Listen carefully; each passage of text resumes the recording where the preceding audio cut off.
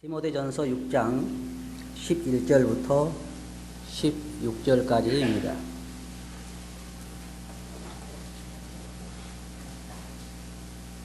찾으셨어요? 우리 다 같이 한번 읽어볼까요? 시작.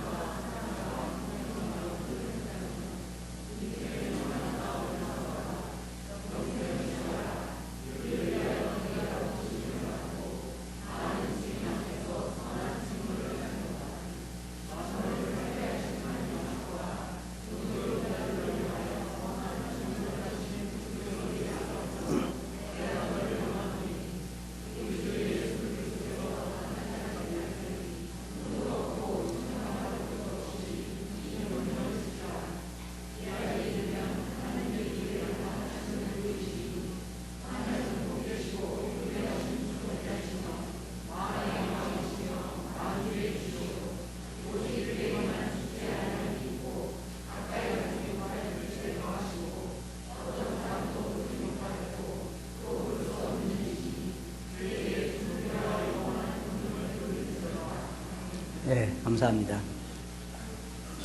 저는 오늘 이 말씀에서 그리스도인의 싸움이라고 하는 주제를 가지고 말씀을 드리겠습니다.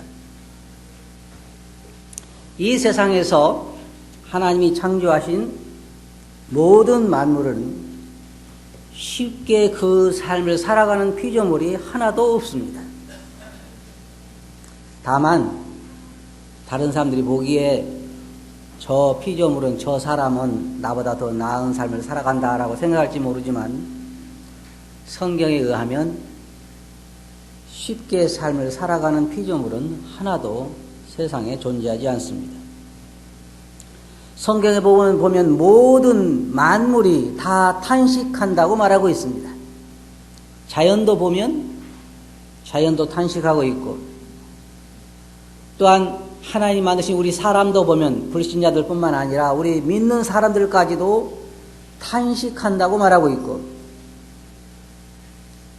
또 성경에 보면 성령도 하나님도 탄식하고 계시다고 말하고 있습니다. 왜냐하면 죄 때문에 세상 사람들에게 진정한 안식이 없고 진정한 평안이 없습니다. 그래서 그리스도인의 삶을 여기 보면 싸움이다 그렇게 말하고 있습니다. 싸움. 다른 말로 말하면 전쟁이다 그 말입니다. 혹시 여기에 계신 우리 성도들 중에 나는 사는 게 너무너무 즐겁고 전혀 힘들지 않습니다라는 손 들어보세요. 없어요? 아유, 놀랍네요. 하나도 없다니. 다 나름대로 어렵게 생활하고 있습니다. 쉽게 말하면 이것은 상대적인 빈곤이라고 말할 수 있는데, 여러분들이 여러분 삶을 아프리카의 어려운 나라에 비교해보면 참 행복한 것 같죠?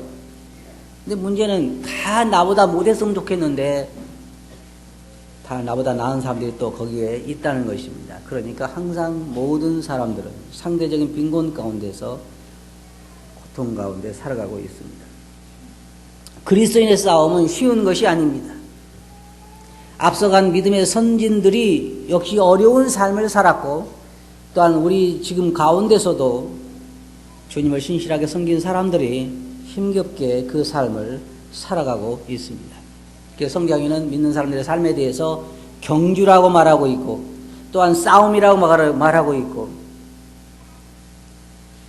모두가 다 어렵게 생활을 하고 있는 것입니다. 그래서 여기 보면 너 하나님의 사람아, 이것들을 피하고 의와 경건과 믿음과 사랑과 인내와 온유를 따르며 믿음의 선한 싸움을 싸우라 그랬습니다.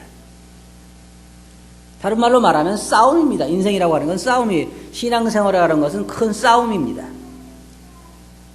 싸움 여러분 어때요? 좋아요? 별로 안 좋죠? 싸울 때 항상 승리만 있으면 얼마나 좋겠어요.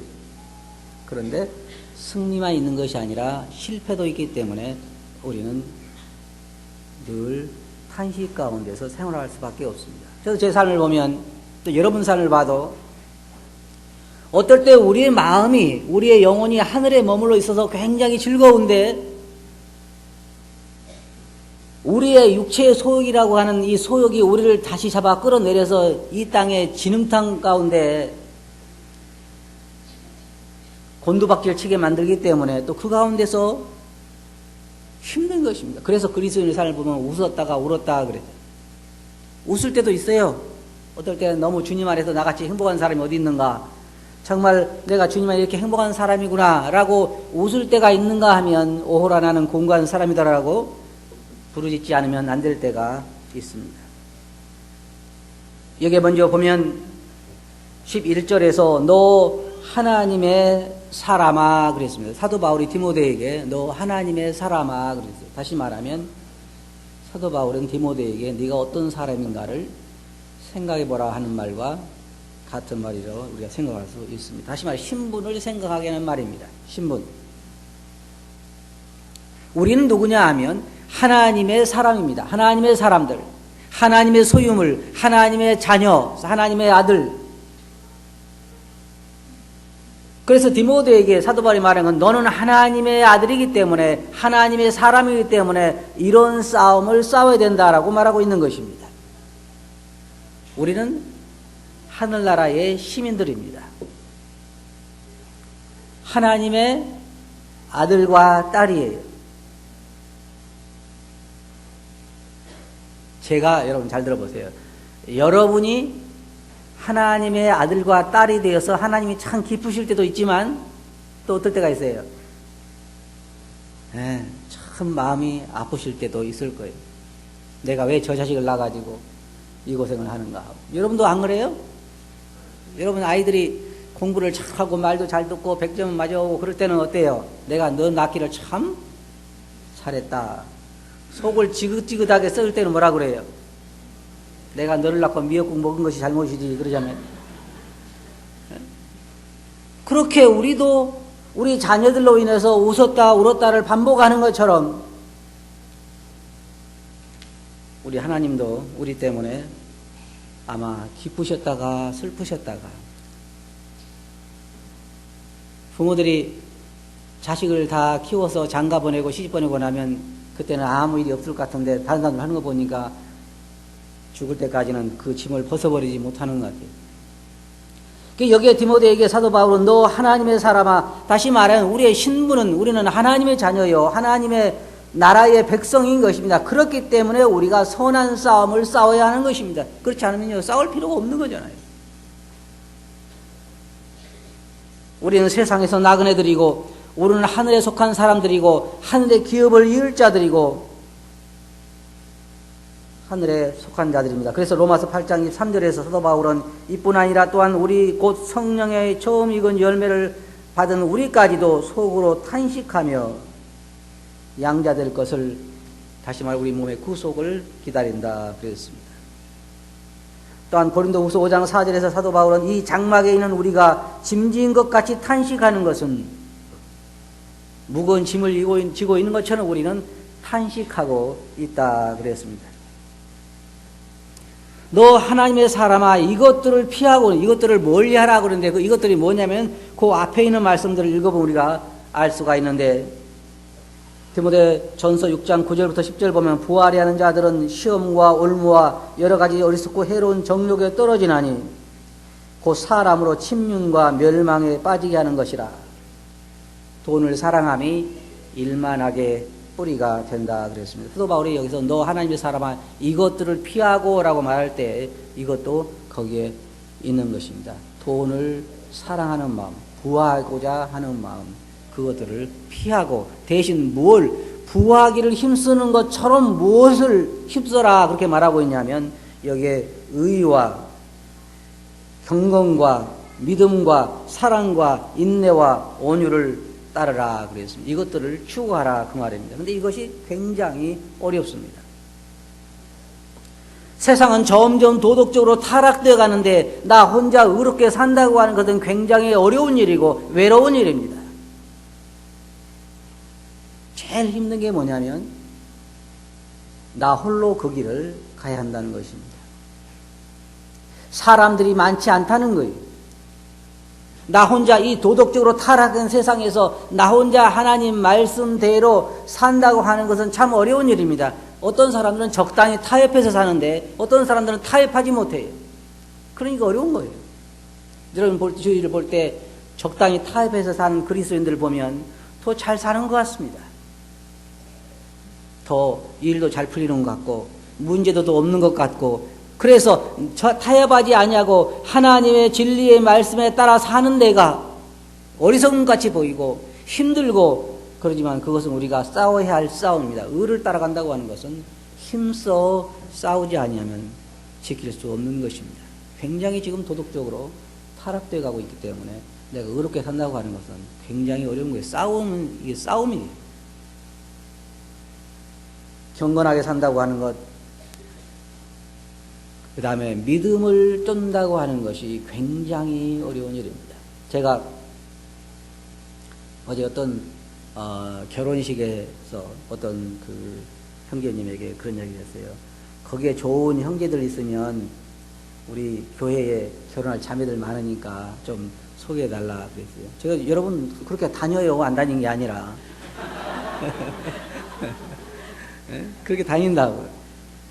그런데 오는 대답이 뭐냐면 지금은 믿음의 사람을 찾아보기가 어렵다 그래요. 그게 문제입니다. 하나님을 신실하게 신뢰하는 젊은 청년들을 찾아보기가 쉽지 않다는 것입니다. 그러니까 이제 우리 형제들이나 자매들은 결혼 문제에 있어서도 싸움을 싸우지 않으면 안 돼요. 뭐 쟁탈전을 하라는 게 아니에요. 서로 타지하려고 쟁탈전하는 얘기가 아니라, 그런 얘기가 아니라 뭐냐면 그런 사람을 주님이 주시기를 기다리든지 아니면 혼자 살든지 그런 싸움을 싸우지는 안 돼. 그런데 보면은 왜 이 신앙생활을 하기 힘드냐 하면은 어떤 사람들을 보면 적당히 타협해서 사는 사람들이 많아요. 그 믿음을 보고 신랑을 택하고 믿음을 보고 자매를 택하는 것이 아니라 다른 조건으로 택해서 잘 사는 사람들이 많단 말이에요. 여러분 오해하지 마시기 바랍니다. 잘 산다고 하는 것은 제가 보기에 한 얘기고 여러분들이 보기에 한 얘기지 하나님이 보시기에 그런 것은 아니고. 그런데 문제는 뭐냐, 우리가 믿음으로 그런 것을 끝까지 붙잡고 있기가 어려운 거예요. 그게 굉장히 어려운 거예요. 그래서 여기 성경에 보면 그런 싸우기가 싸움이라 그래요. 싸움, 전쟁이라는 말이에요. 싸우지 않으면 안 돼요. 그런데 그 싸움도 같이 싸운 사람이 있으면 괜찮은데 나홀로 싸기가 힘든 거예요. 생각해 보세요. 어떤 사람들은 제가 보기에 저도 어제 결혼식에 참석해서 가만히 뒤에 생각해 보니까 참 힘들겠다는 생각이 드는 게 뭐냐면, 어떤 사람들은 주님이 주신 남편을 기다리기 위해서 30살, 뭐 40살 그렇게 먹을 때까지 기다리는 남자와 형제와 자매들이 있는데, 어떤 사람은 그냥 적당히 타협해가지고 그냥 일찍 데려다가 결혼한 사람도 있잖아요. 그럼 어떻게 되는 거예요? 그럴 때 뭐예요? 지금까지 내가 싸운 게 뭔가 하는 생각이 안 들어요? 내가 왜 40살까지 기다렸던가? 진하게는 하나 어디서 택해서 결혼을 했을 걸. 그런 생각이 드는 걸 안 들지 않잖아요. 믿음 안에 좋은 형제나 좋은 자매를 만나겠다고 오랫동안 기다렸는데 지지리도 나보다 교회 생활도 못하고 신앙생활이라고 가끔 주일날 어쩌다 한 달에 한두 번 나온 애가 더 좋은 사람과 결혼한 걸 보면 속이 상해요, 안 상해요? 여기는 다 신령한 분만 계셔가지고 속이 안 상할 거예요. 적당히 타협을 해서 사업을 하는 사람들은 잘 성공하는 것처럼 보이는데 하나님 말씀에 따라 뇌물도 안 주고 정직하게 사업하는 나는 내 사업이 점점 기울어갈 때 내가 내 마음속에 기쁨이 있냐고요. 회의감이 들지. 이렇게 해야 되는 것인가. 진리를 따라 산다고 하는 것은 그렇게 쉬운 일이 아닙니다. 이게 싸움입니다. 여기 보면 의를 쫓고 경건을 쫓고 믿음을 쫓으라 그랬는데 믿음을 따라 살기가 그렇게 쉬운 세상이 아닙니다. 그래서 싸움이에요. 여러분 앞으로는 신앙을 지키기 위해서 싸우지 않으면 안 돼요.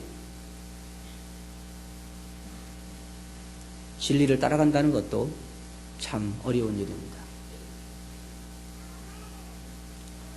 세상에 유명한 신학교들에서도 지금 보면 완전히 진리가 아닌 것들을 가리키는 신학교가 참 많습니다.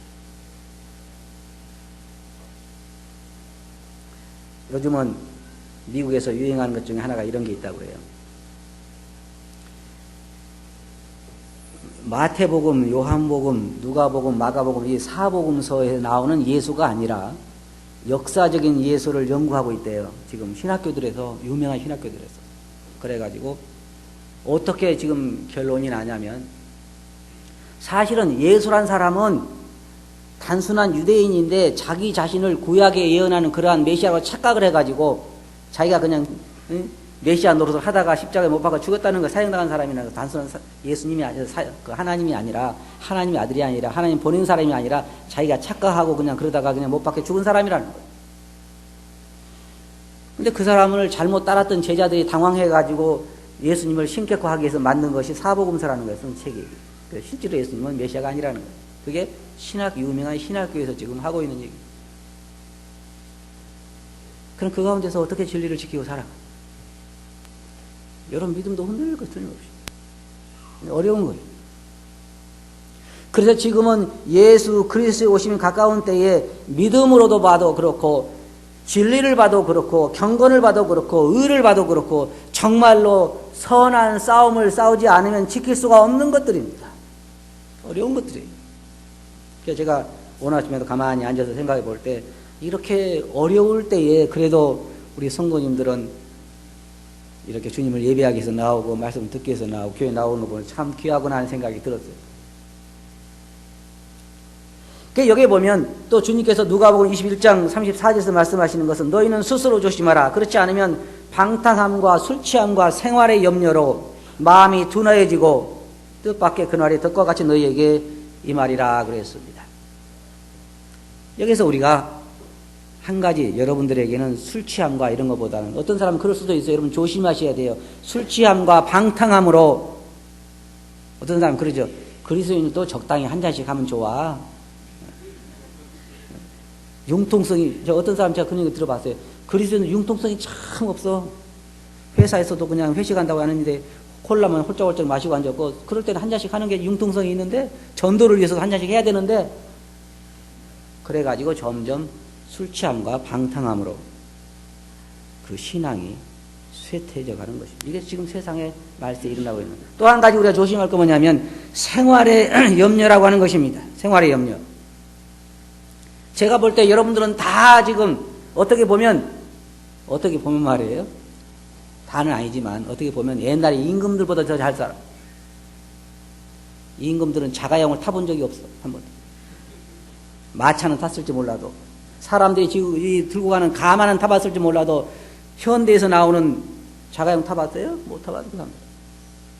물론 아이스크림도 못 먹어봤고.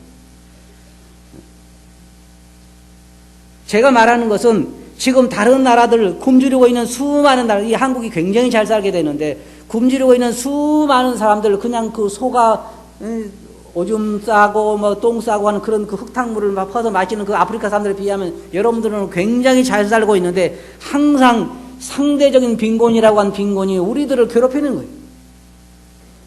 그래서 여기 보면 생활의 염려로, 우리 자식들은 못 먹고 살까, 우리 노인 나이 들어서 못 먹고 살까, 항상.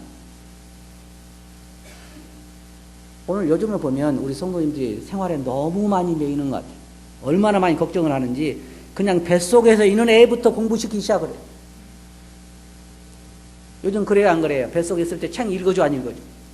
그러니까 요즘 애들이 뱃속에서부터 괴로움을 당하는 거예요. 듣고 싶지 않아도 계속 책을 읽어주고 음악을 들려주는데 안 들을 수 있어, 지가 뱃속에서. 그러기부터 시작해가지고 나오자마자 벽에다가 그냥 그림 붙이고 영어로 써붙여놓고 애플이라 그러고 뭐 페어라 그러고 써붙여놓고 우리 애기 영어 잘한다. 그러니 그렇게 왜 그렇게 하는 거예요? 먹고 살기 위해서 준비시켜준다고. 생활 때문에 이것도 경쟁해 보면은. 다 우리 애보다 못했으면 얼마나 좋겠어. 근데 문제는 우리 애들보다도 잘하는 애들이 있어. 우리 애들도 처음에는 공부를 잘해서 뭔가 좀 될 줄 알았더니, 여러분 그러잖아요. 우리 애는 머리는 좋은데 뭘 안 해요? 공부를 안 해요. 공부를. 우리 애는 머리는 좋은데 공부를 안 해. 다른 애들은 다 어떤 애들은 그냥 판검사도 되기도 하고 의사가 되기도 하고 사회적으로 높은 좋은 공무원이 되기도 하는데 왜 우리 애는 지지리도 그걸 못해가지고 하는지, 이런 모든 것들이 우리의 신앙을, 다시 말해서 하나님을 신뢰하는, 우리가 하나님을 바라보고 있는 우리 그 바람을, 믿음을 이 땅으로 끌어내리는 거예요. 끌어내려서 우리 눈이 이 땅을 향하게 하고 진흙탕 가운데서 투쟁하게 만드는 것이 바로 이러한 것들, 하나님에 대한 불신. 조금 전에 우리가 이야기했죠. 여호와는 나의 뭐라고요? 목자시다. 목자는 우리가 갈 곳을 아시고 우리에게 필요한 걸 아시고 우리의 위험을 아시고 보호하시고 인도하시고 공급하시고, 그것이 우리 목자인데, 이 목자가 내가 너와 함께 한다고 말씀하셨어도 우리는 그걸 신뢰하지 못하는 것입니다. 더 어려운 건 뭐냐면, 하나님을 신뢰하지 않고 살아간 사람들이 성공한 것처럼 보일 때에 더 어려운 것입니다. 그래서 우리는 얘기한 것처럼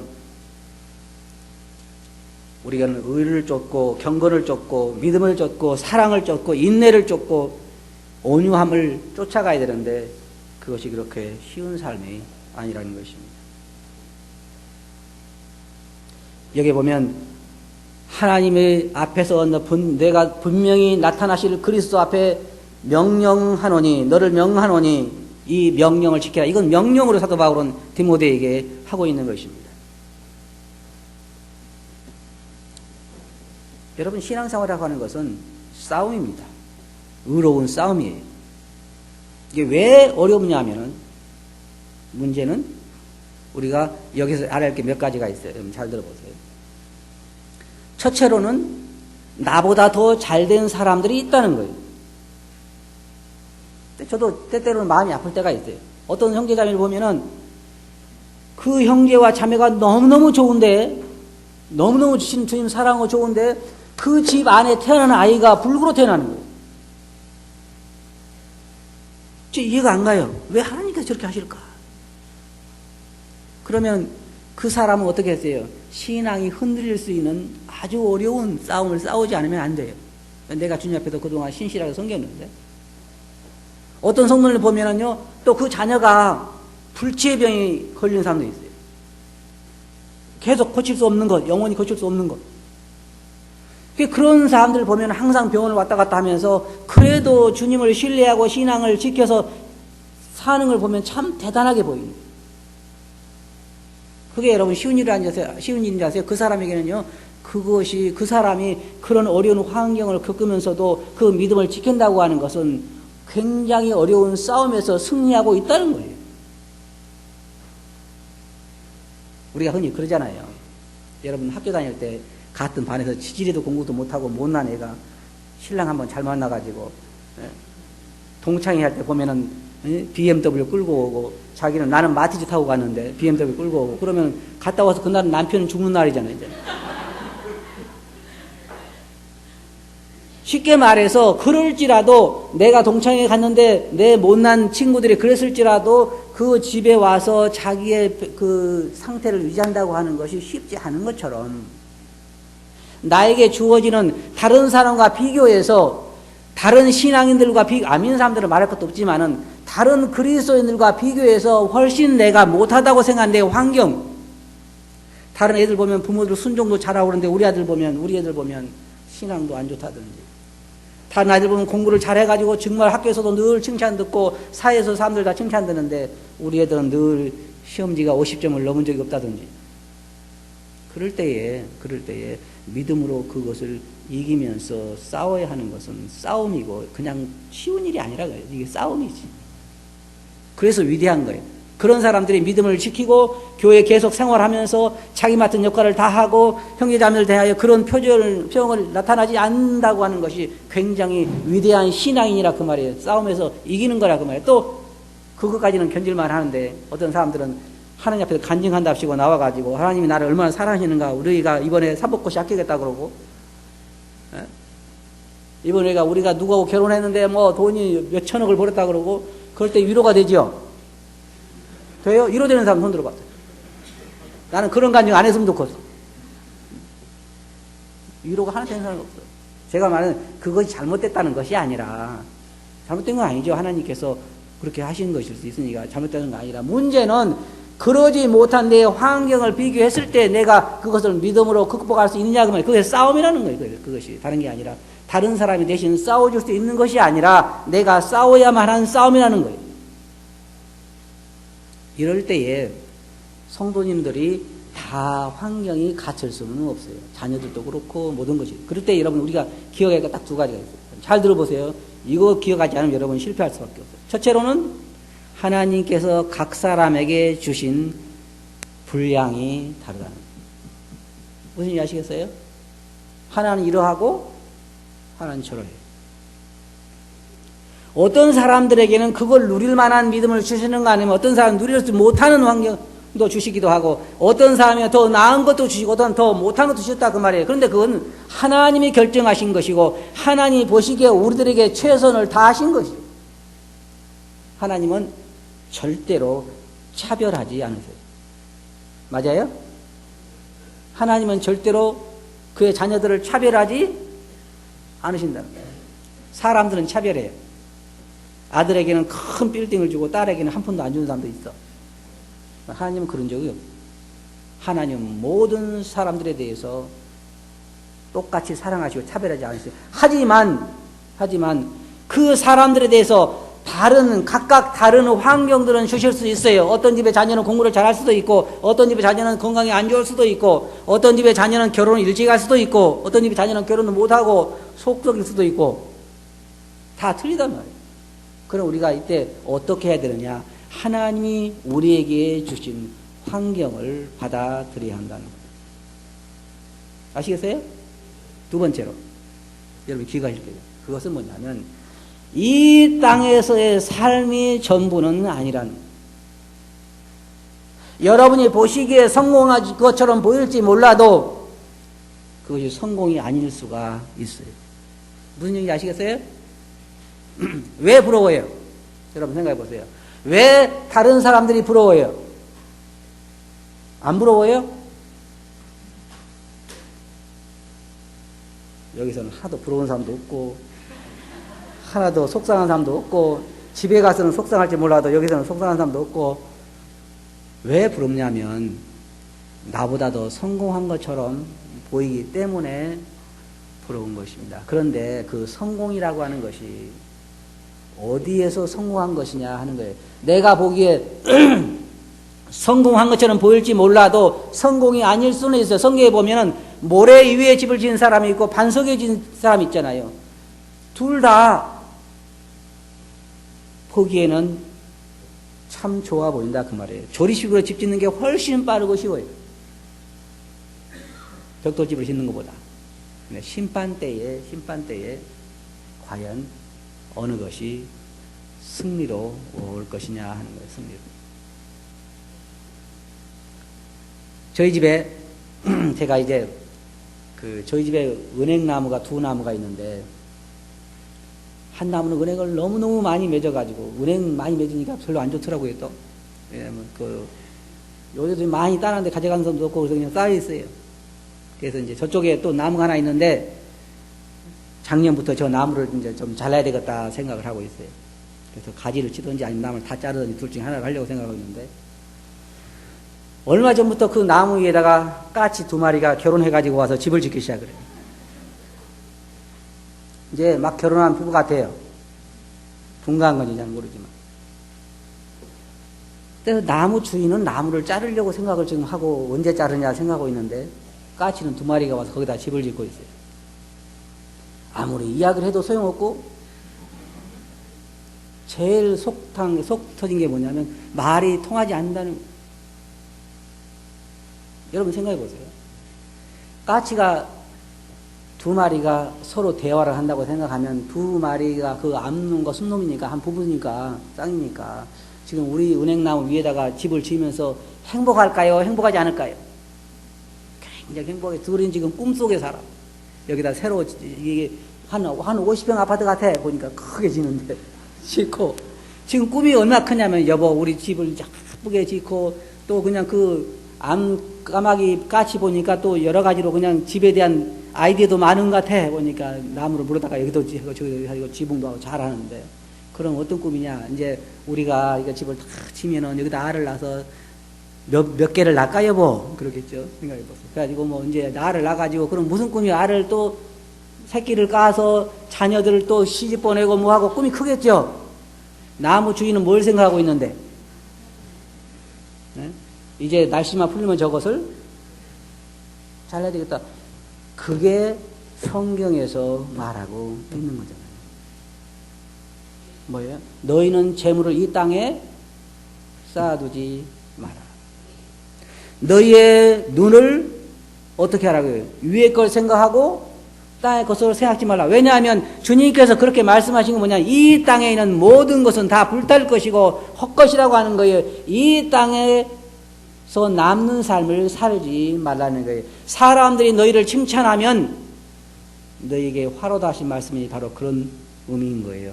이 땅을 바라보고 이 땅의 삶을 자기의 가치관을 생각하고 사는 사람들은 성공한 것처럼 보이고 내가 잘못된 것처럼 보일지 몰라도 결국은 불타고 말 거라는 거예요. 아마요, 제가 생각할 때 요즘은 까치들이 많잖아요. 까치들이 많아.